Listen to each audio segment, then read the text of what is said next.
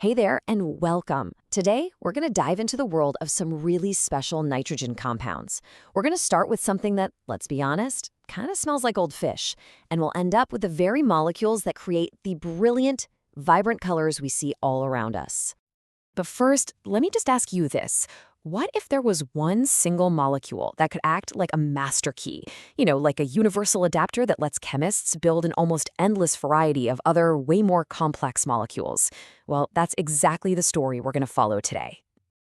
And our whole story kicks off right here with a family of compounds called the amines. Think of them as our starting point, the humble building block for everything else that's about to happen. So what in the world is an amine?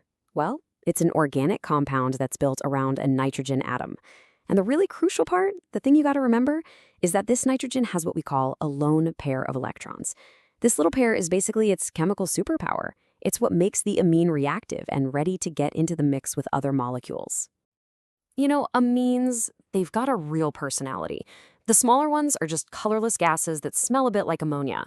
But as the molecules get bigger, that smell, it turns into something unmistakably fishy. And some of them, like aniline here, start out clear, but then they start to show their true colors when they're exposed to air, getting this little tint. Yeah, not exactly the most glamorous compound you'll ever meet, at least not at first. Okay, so we know what they are, we definitely know what they smell like, but how do we actually make them in the lab? Let's check out one of the really clever ways chemists can put these together. It's a process called the Hoffmann reaction. And really, you can just think of it like a recipe. You start with a related compound, an amide. You toss in some bromine and a strong alkali, something like potassium hydroxide. And here's the cool part, the real magic trick.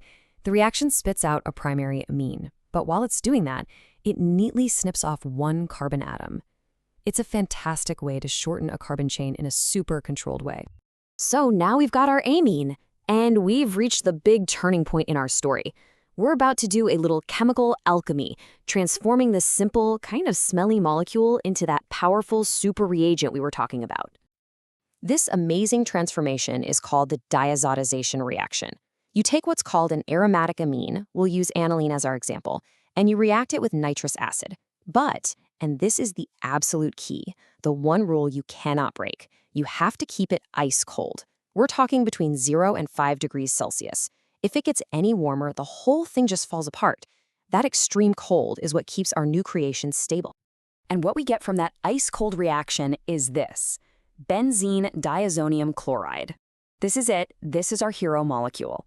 It's stable for now, it's packed with potential, and it is ready for its mission. So what is this big mission?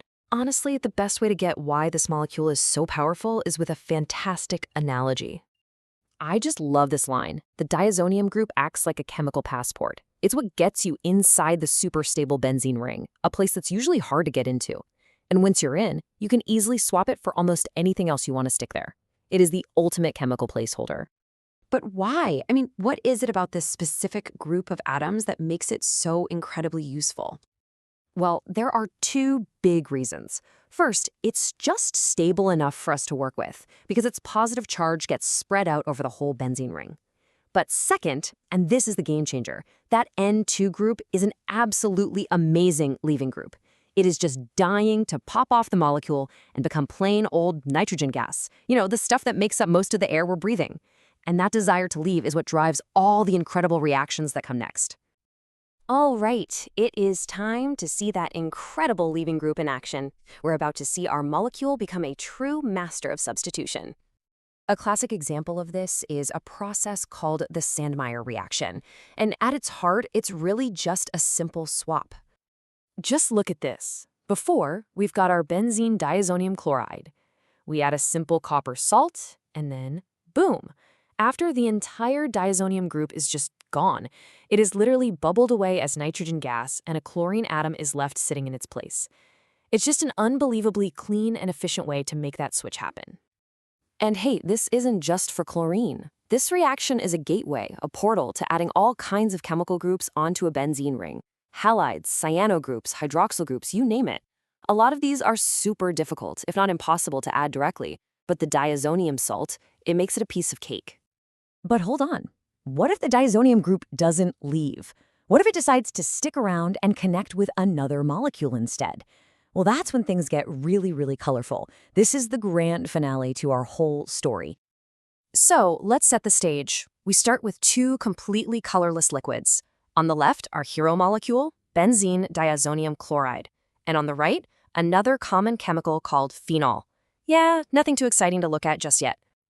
So what do you think is going to happen when we mix these two clear, boring liquids together under just the right conditions? This happens.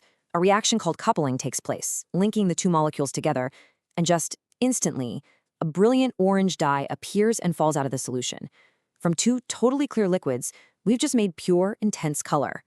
This is the basic idea behind a huge class of industrial dyes called azo dyes. And just to prove how versatile this is, let's run it back one more time. Same setup. We've got our colorless benzene diazonium chloride on the left, but this time we're going to react it with aniline. Yep, the very same amine we started this whole journey with, which is also colorless. And the result?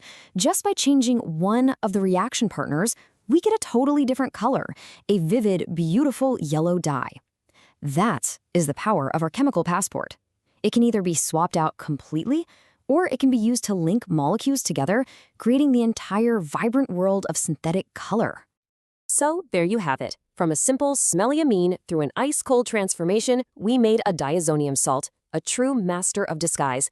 It can vanish to let another molecule take its place, or it can stick around to create brilliant color. It really makes you wonder, doesn't it? What other chemical chameleons are out there, quietly building the world all around us? Thanks for coming along on this wild, colorful ride.